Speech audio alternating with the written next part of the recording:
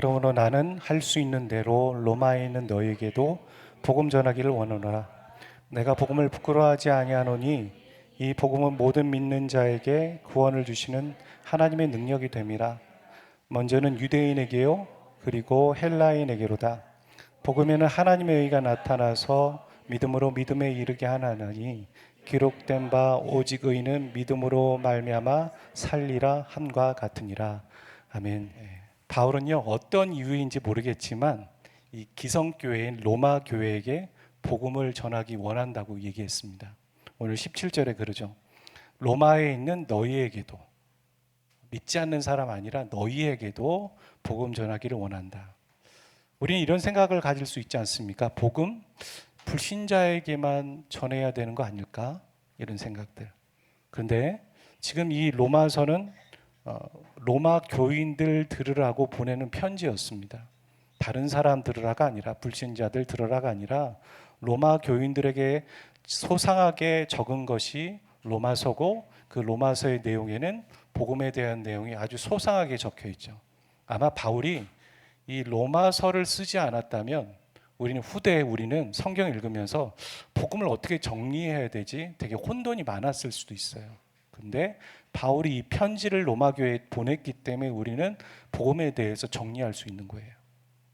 근데 그 대상이 바로 기존 성도들이었다라는 거죠. 그러니까 복음은 믿는 자에게도 계속 필요로 하고 들려져야 하는 것이라는 것을 우리는 분명히 알 수 있는 것이죠.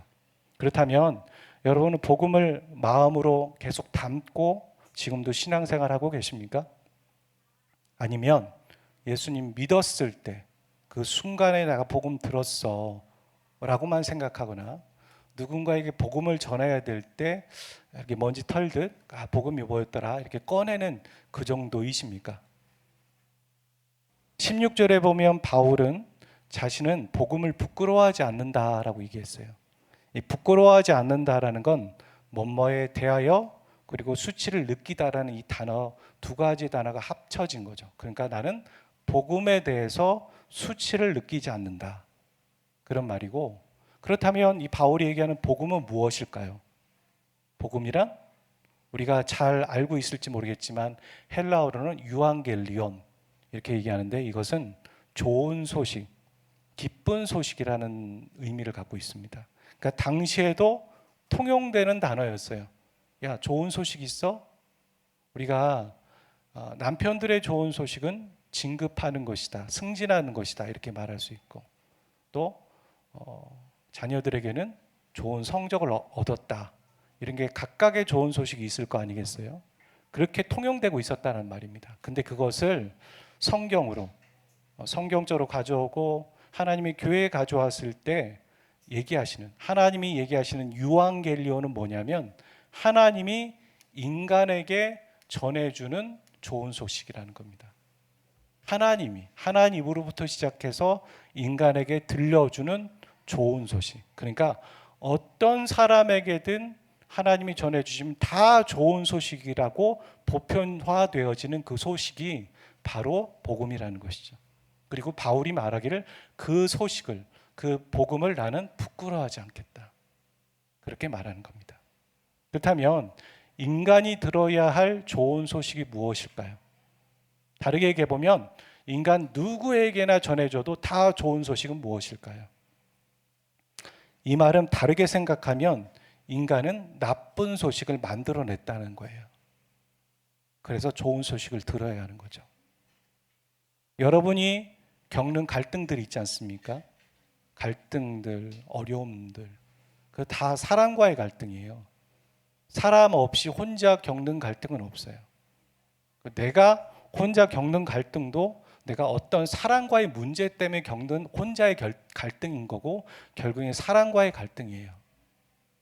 그 사람이 가지고 있는 이기심, 욕심, 그리고 그 사람이 갖고 있는 이기심하고 욕심이 아니라 어떤 때는 내가 가지고 있는 이기심과 욕심 때문에 우리는 갈등을 겪고 있고 힘들어하고 있는 중입니다.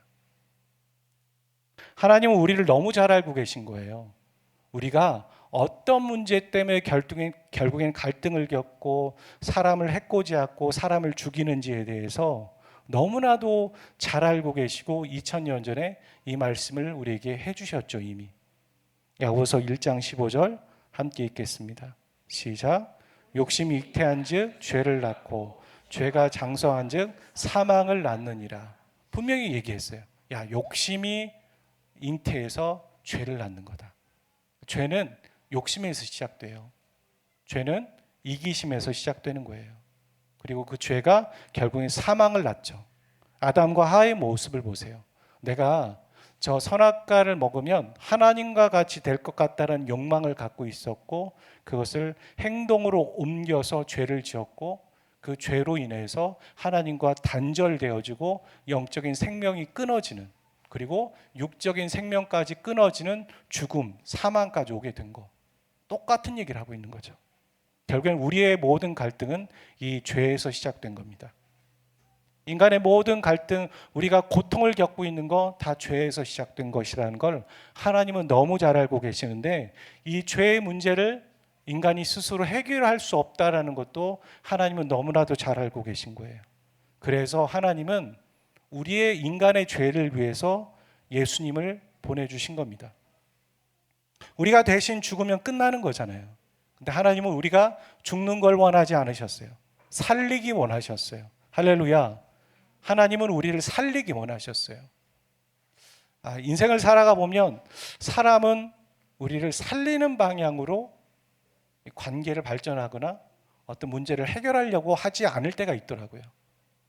지적하고 문제를 일으키고 해결을 못하면서 문제만을 말하는. 근데 하나님은 그러지 않으시는 거예요. 살리기 원하시는 거예요. 끊어낸 걸 이어붙이고 회복하고 살리는 하나님. 오늘 우리 이 예배 가운데 함께 하시는 하나님은 또한 우리를 살리고 회복하시는 하나님이신 것을 믿으시길 바랍니다. 그 하나님께서 예수님을 보내주셔서 죄를 전가시킨 거예요. 이거 신학적인 용어거든요. 신학적인 용어라는 건 갑자기 어디서 툭 튀어나오는 게 아니에요. 신학자들이 성경을 읽고 성경을 보면서 그것을 해석해내는 거예요. 그리고 그 신학적인 내용들을 배워가는 후대 사람들에게 그 긴 내용들을 함축하면서 이해하기 쉽게 정리해주는 효과가 있는 겁니다. 그래서 우리에게 죄가 있는데 하나님은 영적으로 그 죄를 예수님의 전가시킨 거예요. 한번 따라해 볼까요? 전가시키다. 중요한 얘기입니다. 전가시켜버리는 거예요. 이거 예수님에게 전달해버리고 전가시키는 거죠. 그리고 예수님의 의로움이 나에게 전가되는 거예요. 그래서 이것을 로마서를 정리하면서 어떤 신학자는, 우리가 너무 유명하죠. 전가된 의다. 의로움. 우리의 의는 어디서 왔느냐? 우리가 의롭지 않잖아요. 죄인인데. 예수님의 의가 우리에게 왔다. 이게 어떻게 가능하냐? 하나님이 하신 거예요. 전가된 의다. 그렇게 말하는 거예요. 그래서 우리가 예수님의 의로 용서를 받고 생명을 얻은 거죠. 예수님이 그런 말씀하셨지 않습니까? 내가 길이요 진리요 생명이다. 그러니까 예수님 안에 우리가 있다면 그 생명으로 인해서 우리가 생명을 얻게 되는 거예요. 살 수밖에 없는 거예요. 그렇게 된 겁니다. 그 우리의 죄를 자유케 하시고 우리에게 생명을 주셨다라는 그 소식이 바로 우리가 잘 알고 있는 복음인 거예요. 그런데 이 복음은요, 그 하나만 있는 것이 아니라 세 가지의 메시지가 있습니다. 여러분 알고 계셨는지 모르겠지만 그것을 정리할 수 있는 오늘 이 시간이 되었으면 좋겠어요. 그래서 우리가 복음이다 하면 이 세 가지의 메시지를 여러분 기억하셔야 되는 거예요. 바울이 내가 복음을 부끄러워하지 않는다라고 얘기했던 것도요, 이 복음의 안에 담겨져 있는 세 가지의 메시지를 본인의 삶에 녹여내어서 살아내고 있다. 지금도 살아내고 있다라는 말을 하고 있는 거고요. 로마 교회들에게 살아내라 그렇게 말하고 있는 거죠. 그러면 복음의 첫 번째 메시지는 무엇인가? 첫 번째는 함께 따라 읽겠습니다. 시작. 값없이 주어지는 구원의 선물이에요. 이미 앞에서 제가 설명했던 그 내용이에요. 여러분에게 해당되는 거죠. 저와 여러분에게. 복음은 우리가 무엇을 행해야 된다라는 말을 하고 있지는 않아요. doing, 너 이렇게 해야 된다, 이렇게 해야 구원 받는다라고 말하지 않죠. 오히려 being, 너는 존재하고 예수님께서 무언가를 하셨다. 그것을 받아들이기만 하면 된다. 그렇게 말하는 거예요. 대신 믿음으로 그 말을 하는 거죠. 이 방에 이미 산소 분자가 떠다니고 있습니다. 중요한 건 우리가 그 산소를 들이마시면서 호흡을 하고 생명을 유지할 수 있냐는 거예요. 하고 있잖아요. 떠다니는 산소는 내게 아니에요. 그 산소를 내가 들이마셔야지만 비로소 생명의 호흡을 할 수 있는 거죠. 이런 것처럼 복음은 누구나 조건 없이 값 없이 모두에게 하나님은 허락하신 거예요. 예수님이 나만을 위해서 십자가에 죽으셨어요. 옆에 있는 형제와 자매들을 위해 죽으셨잖아요. 그럼 그때 죽으셨던 예수님의 십자가는 누구를 위해서예요? 아직 예수 그리스도를 믿지 않는 불신자에게도 그들을 위해서도 죽으신 거예요. 산소 분자는 떠다니는 겁니다. 그런데 그 산소 분자를 내가 받아 마셔야 돼요. 들이마셔야 돼요. 그게 믿음인 거죠. 값 없이 조건 없이 다 주신 거죠. 우리가 이 값 없이 조건 없이 받아 마셨다라는 것을 잊어버리고 착각했던 교회 중에 한 교회를 우리는 새벽기도 때 보고 있거든요. 그게 고린도 교회예요. 우리는 하나님으로부터 구원받은 모든 하나님의 백성들이다. 동등하게 우리는 특별한 사람이 아니었다, 죄인이었다라는 것을 잊어버리고 망각하면서 어떤 사람은 나는 특별하다, 나는 대단하다, 그리고 저 사람들은 천하다라고 본 거잖아요. 복음에 적용이 안 된 거죠. 저는 그래서 하나님의 교회란 무엇인가? 하나님의 교회는 세상의 직업의 높낮임이 교회에서 통하면 안 된다고 생각해요. 세상에서 시장이에요. 그리고 어떤 사람은 시장에서 일하는 사람이에요. 그럼 그 시장이 여기 교회 와서 똑같이 대우를 받아요? 그리고 시장에서 일했던 사람 똑같이 그 사람보다 천대를 받아요. 그건 교회가 아니에요. 왜냐하면 교회는 복음으로 통용되어져야 되거든요. 복음으로 하나 되어야 되거든요. 예수님의 십자가의 은혜로 하나 되어지고 그래서 형제와 자매이지 특별한 사람이 있는 게 아니거든요. 단지 역할만 있을 뿐이죠. 기능 때문에 목회자가 필요한 것이고 기능 때문에 부장과 어떤 목자가 필요한 거죠. 그게 특권의식을 갖게 될 때 그건 복음에서 벗어난 생각인 거죠. 그런 것처럼 바울도 예수 믿기 전에는요, 예수 믿는 사람들을 잡아 가두고 죽이는 일을 했던 사람이었습니다. 그건 죄인이었던 거죠. 근데 지금은 복음을 전하는 사람이 되었어요. 그리고 그는 매일매일 마음에 새기고 있는 거죠. 나 죄인이었는데. 그런데 하나님, 예수님께서 나를 찾아와 주셔서 이 은혜로 하나님의 자녀가 되었다. 그럼 매일매일 이 감사하는 마음이 있을 수밖에 없는 거죠.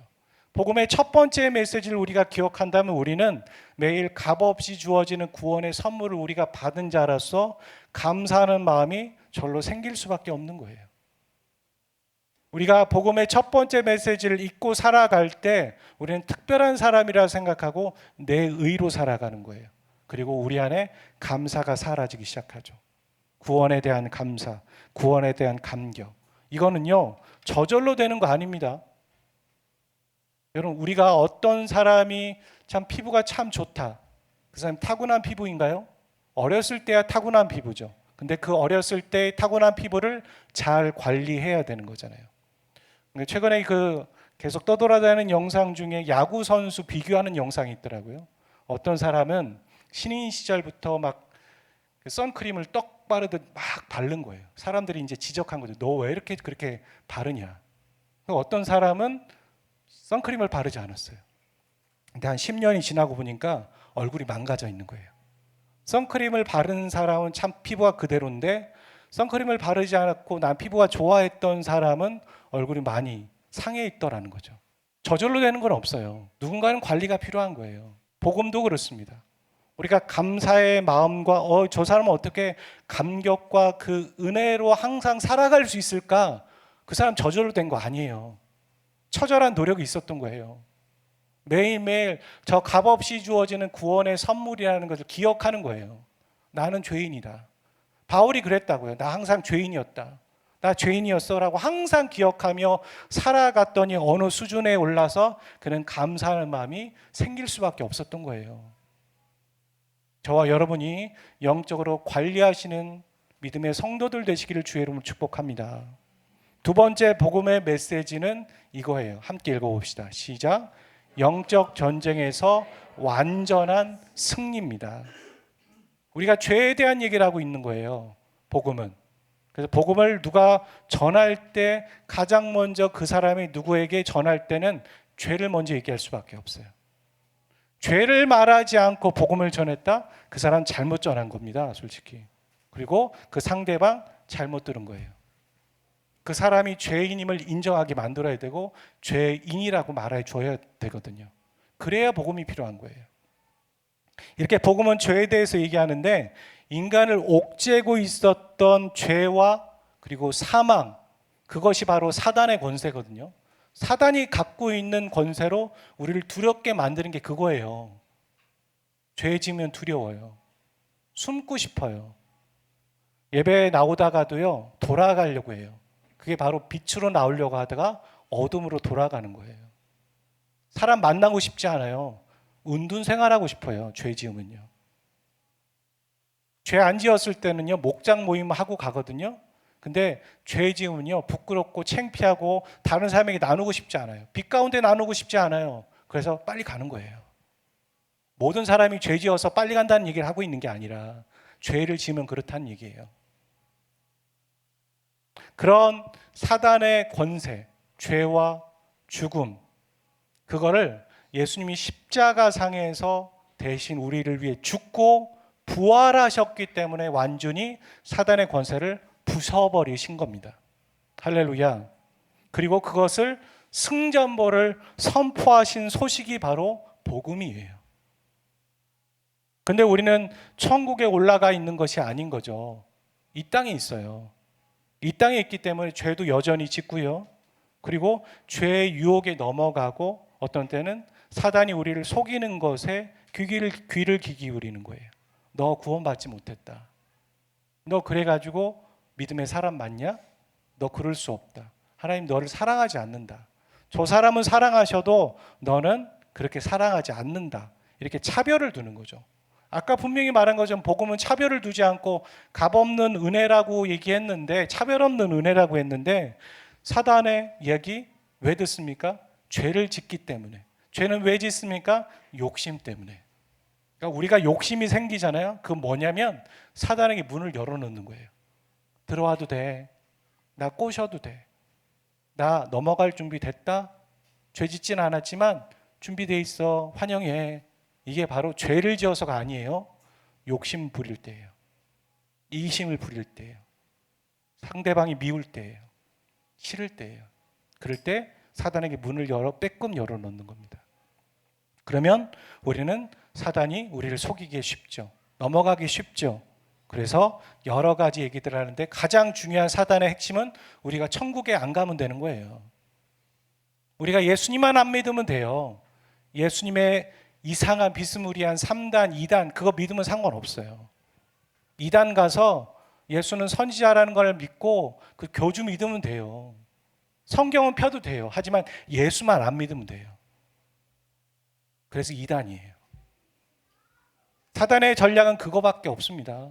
믿음에서 떨어뜨려서 파선해서 예수만 안 믿게 하면 되는 겁니다. 왜요? 본인은 죽을 게 뻔하거든요. 근데 하나님의 자녀들이 나락으로 가서 믿음에 파선하고 지옥에 가는 것이 얼마나 하나님에게 수치가 되겠어요. 그렇게 하려고 하는 겁니다. 생각해 보세요. 어떤 부모가 있는데 그 부모를 괴롭히기 위해서 자녀를 괴롭히는 거예요. 그럼 부모가의 마음이 찢어지는 거죠. 똑같은 얘기입니다. 그렇게 사단이 우리를 속일 때 우리가 해야 되는 게 자기 부인이에요. 너 구원 못 받았어 할 때 우리가 내세울 수 있는 건 우리의 의가 없잖아요. 예수님의 의, 첫 번째 복음, 값없는 주님의 은혜를 내세우면서 나는 하나님의 자녀야. 나는 하나님의 백성이야. 이미 예수님이 죽고 부활해서 사단의 권세를 2000년 전에 무너뜨렸어. 나는 죄의 노예가 아니라 하나님의 자녀야. 그래서 나는 하나님의 것이야. 하나님의 위에서 살아갈 거야. 라는 자기 부인이 필요한 거예요. 상대방이 카운트 펀치를 날렸는데 그냥 맞고 있으면 안 돼요. 자기 부인 하셔야 돼요. 아니야. 난 하나님의 백성이야. 이런 자기 부인의 삶을 바울은 되뇌었다는 거죠. 영적 전쟁에서의 완전한 승리를 이루셨다라고 선포하고 살았다는 거예요. 그 흔적이 서신서에 보면 나오죠. 갈라디아서 2장 20절이 대표적인 말씀이잖아요. 그리스도와 함께 십자가에 못 박혔노니 그런즉 이제는 내가 사는 것이 아니요 내 안에 계시는 그리스도께서 사시는 것이라. 이제 내가 육체 가운데 사는 것은 나를 사랑하사 나를 위해 자기를 버리신 하나님의 아들을 믿는 믿음에서 사는 것이다. 하나님의 아들을 믿는 믿음에서, 다른 걸 믿는 것이 아니라. 그리고 고린도전서 15장 31절은 얘기해요. 형제들아, 내가 그리스도 예수 우리 주 안에서 가진 바 너희에 대한 나의 자랑을 두고 단언하노니 나는 날마다 죽는다. 그게 무슨 말이겠어요? 자기 부인이잖아요. 나의 의가 죽는다. 내 욕심이 죽는다. 그리고 나는 주님의 것이다. 나는 주님을 위해 살겠다. 이 자기 부인의 삶을 되뇌이며 살았다라는 거예요. 주님은 영적 전쟁에서 나를 위해 이미 승리하셨다. 선포해 버리셔야 돼요.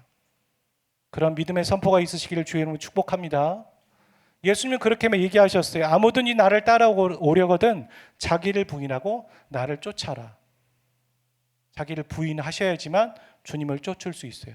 근데 왜 자기를 부인해야 될까요? 그것이 주님을 쫓는 방법이에요. 왜 주님을 쫓을까요? 주님을 쫓는다는 게 무엇일까요?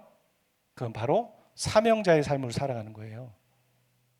많은 사람들이요, 복음의 첫 번째 메시지만 기억해요. 여러분 잘 알고 계시잖아요. 복음의 첫 번째 메시지는. 근데 복음의 두 번째 메시지를 필요로 하지 않는 이유는요, 우리가 영적 전쟁도 필요 없고 그 영적 전쟁의 가장 최전방인 영혼 구원과 사명자의 삶을 살아갈 필요를 못 느끼기 때문에 저 필요가 없는 거고 자기 부인하지 않는 겁니다. 많은 사람들이 무기력해지는 거예요. 신앙생활이 무기력한 거예요. 맨날 속임당하고 공격당하는데도 뭐 그게 큰 문제가 있어? 그럴 필요가 없다라고 생각하는 거죠. 세 번째, 복음에는 세 번째 하나님의 나라의 시작이라는 메시지를 담고 있습니다. 아까 말했던 두 번째 메시지와 연결되는 거죠. 사단의 권세를 부서뜨렸습니다. 그 얘기는 사단의 나라가 무너졌다라는 거예요. 사단의 나라가 무너졌다는 건 반대로 생각하면 하나님의 나라가 이기셨다라는 거예요. 성경은요, 음과 양처럼 플러스 마이너스가 있어요. 어둠의 나라가 있잖아요. 그럼 하나님의 나라가 있어요. 어둠의 세력이 있으면 빛의 나라가 있는 거예요. 이런 것처럼 세 번째 복음의 메시지는 하나님의 나라가 시작되었다. 사단의 권세, 사단의 나라가 무너졌다 이 말이죠. 온 우주의 창조자이신 하나님이 예수 그리스도를 통해서 왕으로 이 땅에 오신 거예요. 그리고 하나님의 나라가 시작되었다라고 선언한 게 바로 복음입니다. 우리가 많은 신학자들이 그래서 하나님의 나라가 도래했다라는 확실한 증거가 두 개가 있다. 그게 바로 예수님의 오심이다. 그리고 예수님의 오심을 하나님의 나라가 오셨다는 걸 다시 한번 확증해 두는 사건이 또 하나 있다. 이게 뭔지 아십니까? 아시는 분? 오순절 사건인 거예요. 예수님이 내가 떠나면 나의 영을 보내주겠다, 보혜사 성령이 오시겠다라고 약속했는데 그 말씀이 이루어지지 않으면 하나님의 나라가 예수님으로부터 왔다라는 것도 증명되지 않는 거잖아요. 본인이 말씀하고 가셨으니까. 그래서 성령이 오신 사건이 바로 하나님의 나라가 임한 사건이다. 찬양을 잘 보세요. 찬양의 가사들을 보면 성령과 하나님의 나라가 연결되어 있어요.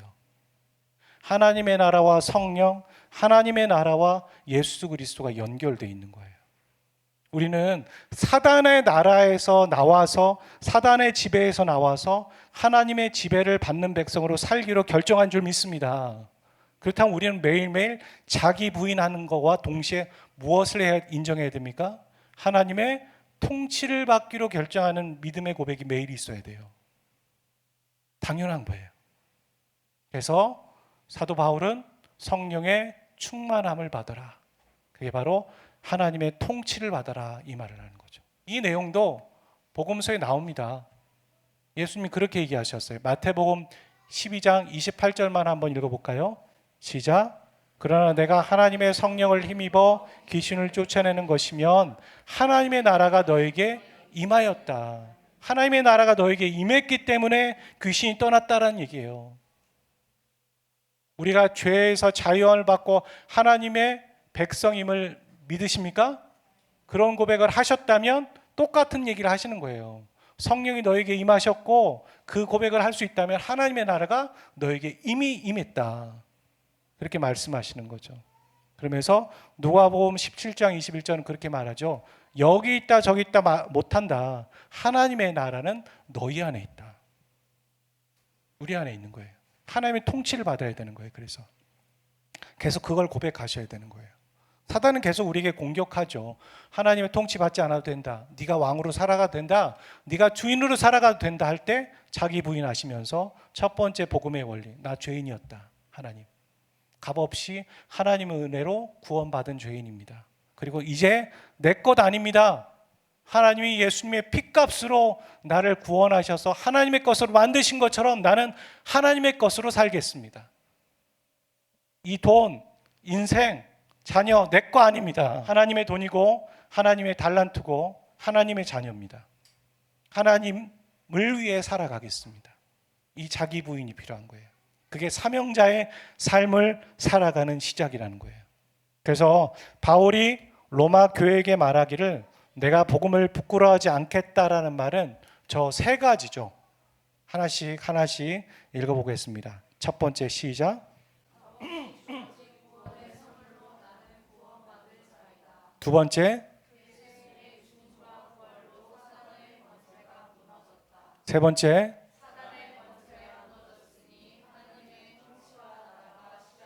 네, 그러면서 하나 더 붙인다면 하나님이 왕이시다 선포하시는 겁니다. 할렐루야. 여러분 받아들이기 어려우실 것 같아서 주보에 적어놨어요. 그리고 여러분 한 주 세 개의 믿음의 고백을 계속 하시는 거예요. 복무신조처럼 주기도문처럼 외우시면서 이 고백만 하셔도 되는 거예요. 그러면서 바울은 17절을 말하는 거죠. 오직 의인은 믿음으로 말미암아 살리라. 이 찬양 있지 않습니까? 왜 이 말을 했을까요? 이 믿음이란 뭘까요? 이 말은요, 하박국 2장 4절의 말씀이 이미 있었고 그걸 인용한 거예요, 바울은요. 그리고 바울은 하박국이 어떤 의미로 저 말을 했는지를 너무 잘 알고 그것을 인용한 거예요. 그냥 문자만 보시면 안 돼요. 컨텍스트가 되게 중요한 거예요. 어떤 상황에서 하박국은 저 말을 했고 그 상황을 알고 있는 바울은 저걸 인용하면서 로마 교회들에게 저 말을 하고 있었을까? 하박국 선지자가 살고 있었을 때는요, 남유다가 이제 멸망하고 있는 기운이 떨어지고 있는 그때였습니다. 안팎으로. 안으로는 정의가 사라지고 불법이 판을 쳤어요. 불법이 판을 치는데 의인은 고통을 겪고 있는데 죄인은 더 잘 살아요. 우리가 시편을 보면 다 그렇잖아요. 악인들이 더 잘 살아요. 그리고 밖으로는 잔인하기로 소문난 바벨론이라는 제국이 쳐들어와서 남유다를 짓밟고 있어요. 역사적으로 봤을 때 남유다는 바벨론에 의해서 3번 침략을 받은 다음에 세 번째 망하게 됩니다. 그러니까 세 번째까지 공격을 당하는 과정이 정말 비참했어요. 역사적으로 보면은 성을 가두고 아무도 못 나가게 하고선 그 안에서 사람들이 먹을 게 없으니까 인육을 먹었다는 얘기도 있어요. 그 정도로 비참했습니다. 하나님의 백성들이. 이 상황에서 하박국은 하나님께 울부짖으면서 기도하는 거예요. 하나님, 왜 악인이 판을 치는데 가만히 계십니까? 내부적으로든 외부적으로든. 왜 저 잔인한 바벨론을, 저 죄인들을 들어서 우리를 심판하고 계십니까? 라고 말한 거예요. 기도한 겁니다. 그랬을 때 하나님께로부터 돌아온 대답이 이거였어요. 바벨론 역시 그들의 교만함 때문에 결국 심판받을 거야. 기다려라. 이 말이었어요. 역사적으로 하박국이 2장 4절의 말씀을 선포할 때는요, BC 605년에서 609년 정도가 돼요. 그런데 하나님이 약속하신 것처럼 기다려라, 바벨론 멸망할 거야 라고 했던 그 멸망은 BC 539년이에요. 그러면 이 예언이 이루어질 때까지 적어도 66년에서 70년의 시간을 기다려야 했다라는 거예요. 그 상황을 그대로 경험해야 돼요. 그러니까 한마디로 이해할 수 없는 상황, 더 비참한 상황들을 겪으면서 하박국은 하나님이 하신 말씀을 기억하고 신실하게 지키며 갈 수밖에 없었던 거죠. 그러면서 나온 말이 의인은 오직 그 믿음으로 살 것이다 라고 한 말인데, 이 표현은 평범한 말이 아니죠. 그래서 이 믿음은 하나님을 오해할 만한 상황인데, 전혀 예상하지 못한 상황인데, 그런 상황에서도 오히려 하나님만을 전적으로 신뢰하겠다라는 그런 믿음인 겁니다. 믿을만 하니까 믿는 믿음이 아니에요. 믿을 수 없는 상황, 극한 상황인데도 하나님만을 믿겠다라는 믿음이 저 믿음이에요. 그래서 이 믿음은 세 가지로 정의할 수 있는 거죠. 인간과가 무너진 이 세상처럼 죄인이 심판받지 않고 있어요. 죄인 때문에 의인이 고통을 겪고 있어요. 그런 가운데에도 하나님을 신뢰하겠다는 거예요. 하나님 원망하지 않고, 하나님 떠나지 않고. 이게 시인들의 고백이죠. 시편에. 두 번째, 이 믿음은 상황을 보는 게 아니라 약속을 붙잡고 버텨내는 믿음이에요. 세 번째, 구원하시는 하나님께서 분명히 일하실 것이다. 그 하박국이 믿어야 했지 않습니까? 70년을 기다리면서. 그때 그 믿음이에요. 하나님 말씀하셨으니까, 이번의 약속 말씀하셨으니까 그 약속 붙잡고 제가 하나님이 구원하실 것을 믿습니다. 결국엔 죄인은 심판받을 거고 의인을 구원하실 것이라는 걸 저는 믿습니다. 이 믿음이 바로 시인들의 고백이고 다윗의 고백이었던 거죠. 그리고 이 믿음의 고백이 오늘 저와 여러분의 고백 되시기를 주의 이름으로 축복합니다. 악인은 심판받을 거예요. 언제요? 기다려야겠죠. 바벨론은 언제 심판받습니까? 참 놀랍게도 요한계시록은 그 로마 제국을 바벨론이라고도 했고, 그 바벨론이 또한 오늘날의 사단과 같은 하나님을 대적하는 민족들과 나라들과 사람들이잖아요. 그들이 심판받을 것이다. 그때까지 기다려라. 우리는 구원하신 하나님의 신실하심을 믿고 살아야 된다. 그거죠. 그러면서 하박국에게 바벨론이란 제국의 힘이 대단했던 것처럼 이 말을 인용하고 있는 바울이나 로마 교회에게도 강력한 로마 제국이 있었어요. 그 로마 제국은 하루하루 그 믿음의 사람들이 살아가기 힘들게 핍박했고 또 벅찬 상황을 만들어냈죠. 똑같았다고요. 오늘 저와 여러분도 그렇지 않습니까? 믿음으로 살아가게 벅찬 상황들을 만들어내는 권세들. 그래서 바울은 이 구절을 인용하면서 나도 하박국처럼 그 믿음으로 복음을 믿고 매일 살아간다. 로마 교인 여러분, 여러분도 믿음으로 살아가십시오. 값없이 주시는 하나님의 은혜를 믿고 나는 구원받은 자라는 것을 믿음으로 선포하십시오. 예수님의 죽으심과 부활로 사단의 권세가 무너졌음을 선포하고 자기 부인으로 살아가십시오. 사단의 권세가 무너졌으니 하나님의 통치와 나라가 우리에게 시작되었고 지금 임하고 계심을 믿고 살아가십시오. 하나님의 구원은 언젠간 이루어질 것입니다. 그러니 저 복음대로 살아가십시오라고 말하는 거죠. 복음은 한 번 듣고 끝나는 그런 휘발성의 메시지가 아닙니다. 복음은 들어도 또 듣고 마음에 새기고 되뇌야 하는 성도의 생명력이에요. 성도의 뿌리입니다. 제가 금요기도회 때 벵갈 고무나무 얘기를 했어요. 고무나무에 잎이 다 떨어져 버렸다. 그래서 죽은 거 아닐까? 근데 그 사장님이 뿌리만 살아있으면 결국에는 식물, 나무들은 다시 잎을 돋기 시작할 겁니다. 그래서 저는 뿌리를 점검했어요. 이처럼 우리에게도 뿌리가 있는지가 중요해요. 뿌리가 살아있는지. 뿌리가 살아있으면 돼요. 그 뿌리는 바로 복음이에요. 우리가 복음을 듣고 있고 복음을 믿고 있고 살아가고 있다면 뿌리는 살아있는 거예요. 어떤 사람이 예수 그리스도를 믿다가 믿음에서 떠났어요.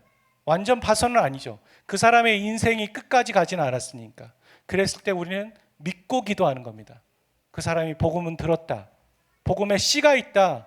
복음에 뿌리가 있으니 그 뿌리로 인해서 언젠가는 생명이 다시 돋을 것이다. 할렐루야. 이 믿음이 우리에게 필요한 거죠. 놀랍게도요, 벵갈 고무나무의 모든 잎이 떨어졌고 뿌리는 죽은 것처럼 보였지만 한번 확인했을 때 살아있는 것 같았어요.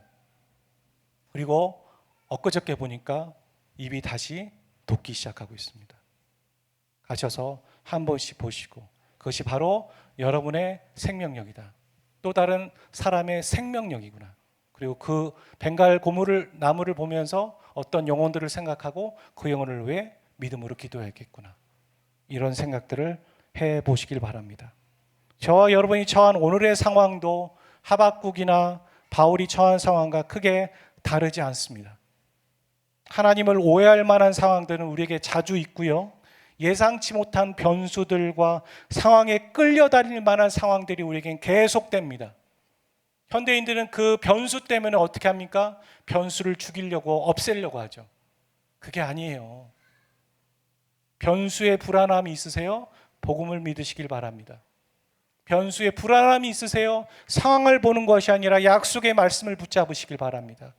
변수 때문에 두렵습니까? 말씀을 피십시오. 변하지 않는 진리의 말씀에 뿌리를 내리시고 자라가시기를 주의 이름으로 축복합니다. 함께 찬양하고 나가겠습니다.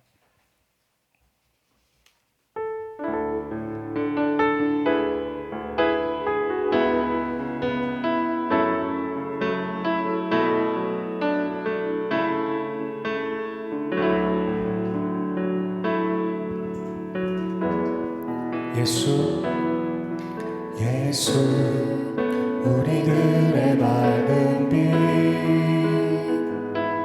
은혜와 긍휼을 베푸시는 주의 길을 따라가는 주의 자녀들에게 항상 밝은 빛을 비추시네. 그는 구원의 주 하나님, 공의로 세상을 다스리시네. 주를 경외하는 자들에게 부어주시는 놀라운 주님의 영광.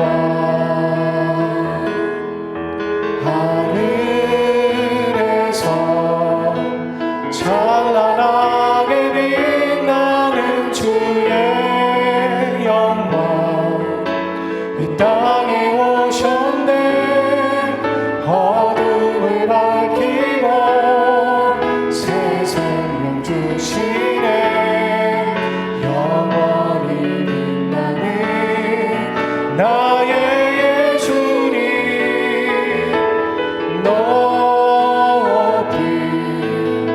영광과 찬양 받으시 그 이름 경배합니다. 슬픔을 거두고 내게 자유 주시네. 기쁨의 노래를 영원한 나의 빛 예수께. 같이 기도하며 나가겠습니다. 내가 복음을 두려워하지 않고 부끄러워하지 않으며 그 복음을 믿고 살아가는 자가 되기를 원합니다. 하나님은 값없는 은혜로 나를 구원하셨고 나는 하나님의 자녀가 되었습니다. 그 은혜로 살겠습니다. 그리고 사단의 권세는 2000년 전에 무너졌고 하나님은 승리하셨습니다. 또한 사단의 나라는 망했으며 하나님의 나라가 시작되었습니다. 하나님은 왕이십니다. 하나님의 통치를 받는 나의 영혼, 이 믿음으로 살아가겠습니다. 같이 기도하며 나가기를 원합니다. 기도합시다.